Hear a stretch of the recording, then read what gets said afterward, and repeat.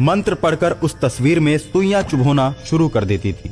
जिस किसी की भी तस्वीर में वो सुइयां चुभो देती थी, वो आदमी दर्द की वजह से चिल्लाने लगता था और अंत में काले जादू के असर उसके ऊपर होने लगते थे।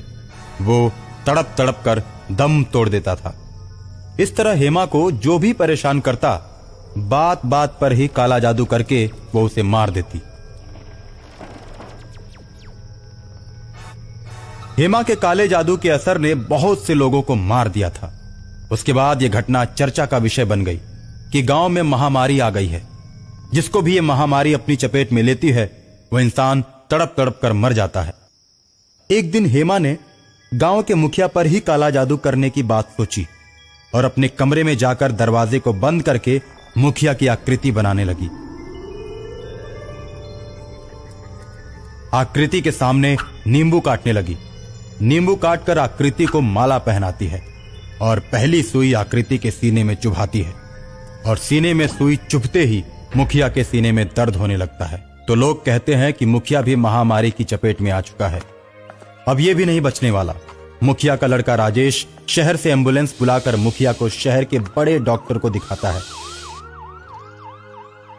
और सारी बात बताते हुए डॉक्टर से कहता है, अरे इस महामारी से हमारे गांव के बहुत सारे लोग मारे गए हैं। डॉक्टर साहब, मेरे पापा को बचा लीजिए, मैं आपको मुंह मांगी रकम दूंगा। डॉक्टर इलाज करना शुरू कर देते हैं, लेकिन डॉक्टर के इलाज का कोई असर नहीं होता और डॉक्टर परेशान होकर सोचता है, यार ये कौन सी बीमारी है, इतना इलाज करने के बाद भी ठीक नहीं हो पाई। बीमारी के जितने भी लक्षण थे, उन लक्षणों को देखकर ही दवाइयां दी, उसके बावजूद असर नहीं हुआ। डॉक्टर परेशान होकर मुखिया को अपने सीनियर डॉक्टर के पास रेफर कर देता है। राजेश अपने पापा को लेकर सीनियर डॉक्टर के पास पहुंचता है। सीनियर डॉक्टर सारी दवाइयों को देखता है और मुखिया को चेक करता है। मुखिया के शरीर में उसे किसी भी प्रकार की बीमारी का कोई लक्षण नजर नहीं आता। डॉक्टर आश्चर्य में पड़ जाता है, आखिर ये कैसी नई बीमारी है। डॉक्टर इधर सोच रहा होता है और उधर हेमा मुखिया की फोटो में सुई चुभो देती है। हेमा दूसरी सुई मुखिया की आंख में चुभोती है। जैसे ही हेमा आंख में सुई चुभोती है, मुखिया के आंखों की रोशनी गायब हो जाती है। मुखिया कहता है, डॉक्टर साहब, मुझे ऐसा लगता है कि किसी ने मेरी आंखों में सुई चुभो दी है। बहुत ज्यादा दर्द हो रहा है, मुझे कुछ दिखाई नहीं दे रहा है। देखते ही देखते मुखिया की आंखों से खून बहने लगता है। डॉक्टर ने अपने जीवन में इस प्रकार का मरीज पहले कभी नहीं देखा था। डॉक्टर सोच में पड़ जाता है और राजेश से कहता है, तुम्हारे पापा की बीमारी मेरी समझ से बाहर है भाई। वैसे मैं आराम होने के लिए दर्द का इंजेक्शन दे देता हूँ। अब तो तुम्हें अपने पापा को बड़े शहर में ही दिखाना पड़ेगा। डॉक्टर अपने से भी सीनियर डॉक्टरों का पता देता है, जहां पर नए लोगों पर रिसर्च किया जाता है। रिसर्च सेंटर में डॉक्टर मुखिया के पास पहुंचते हैं और मुखिया की बीमारी का पता लगाने लगते हैं, लेकिन किसी को भी मुखिया के रोग के बारे में पता नहीं चलता।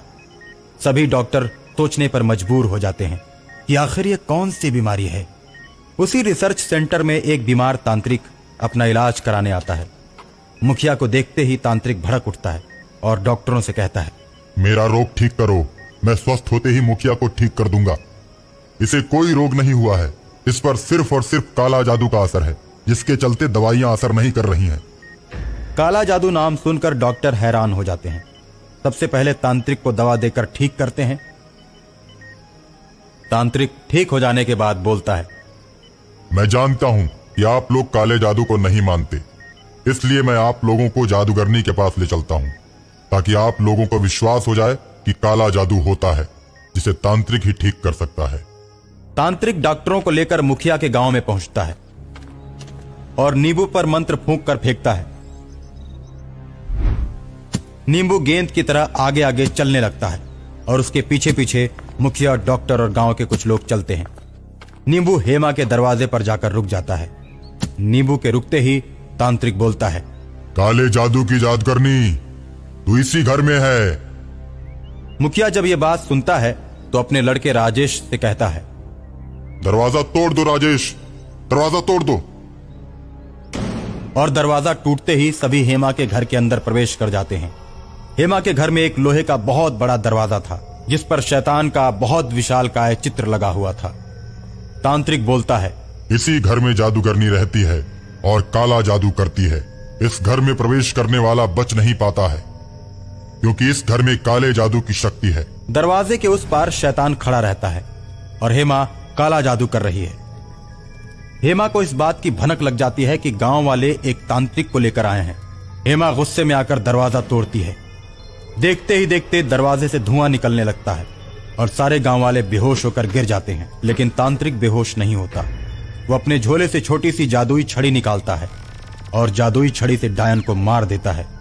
डायन जादुई छड़ी के प्रभाव से चिल्लाने लगती है और गांव छोड़कर चली जाती है।